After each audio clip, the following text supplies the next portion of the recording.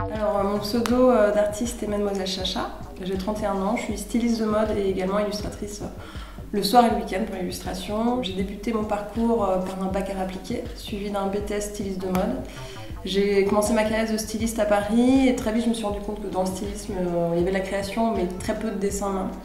Et j'ai senti le besoin de faire de l'illustration à côté. Donc mes illustrations sont nourries par mon travail de styliste. Et il y a vraiment une main illustration de mode qui est un mouvement à part entière dans l'illustration aujourd'hui. Donc on est sur des figures plutôt féminines et avec un crayonné toujours fait main. Le premier message, si on peut parler de message, c'est que je suis à la recherche de l'esthétisme. Donc ça c'est clairement à mon avis aussi influencé par mon métier qui est le stylisme. Je cherche à faire des choses maîtrisées et esthétiques. Ensuite j'aime parfois avoir des clins d'œil, parfois humoristiques, parfois sensibles. J'essaie d'avoir une illustration qui soit une illustration sans émotion. Donc il faut qu'il y ait l'émotion dans l'illustration. J'ai parfois aussi des revendications, notamment des revendications qui peuvent être des luttes comme le féminisme que j'exprime dans une de mes illustrations, I'm a fucking feminist, ou dans la revendication dans les genres, comme ma série sur les Monsieur Madame.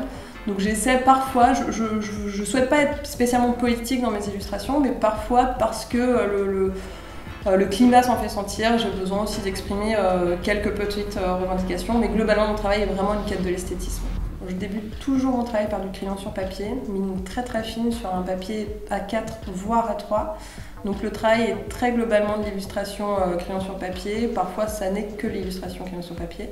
Ensuite je viens ajouter ou pas de l'aquarelle pour mettre de la touche de couleur, parfois du feutre, parfois du crayon de couleur et même du tampon encreur. J'ai également une autre partie de mon activité d'illustratrice qui consiste à répondre à des commandes pour des bureaux de style ou pour des marques. Et dans ce cas, en général, je fais appel à Photoshop pour la colorisation, tout simplement pour pouvoir m'adapter à une modification de couleur éventuelle qui peut arriver en cours de route, ce qui est plutôt très souvent le cas. Alors Soulville, moi je trouve ça très intéressant parce qu'aujourd'hui j'ai le sentiment qu'à Toulouse il y a beaucoup de choses à faire.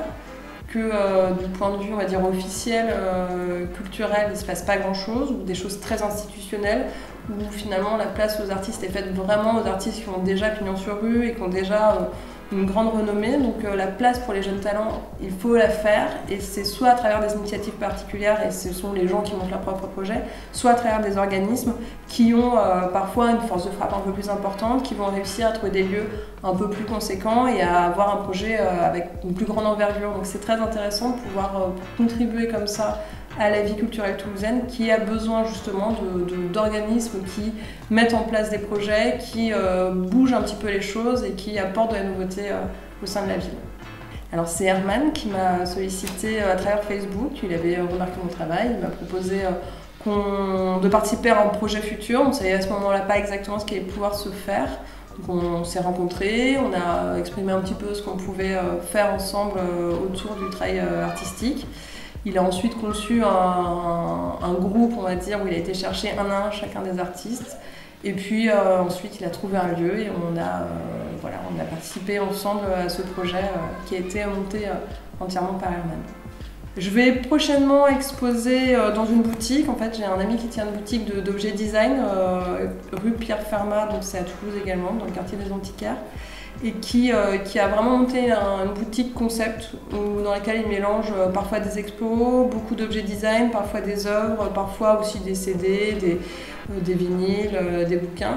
Et il essaie de faire vivre ce lieu comme un lieu d'accueil artistique. Et donc c'est la deuxième exposition que je monte avec lui. La précédente c'était une expo collective. Et là aujourd'hui je vais faire une petite expo perso dans sa boutique autour des humanimaux. Donc avec des autruches, des chouettes, des moustiques et des mouches.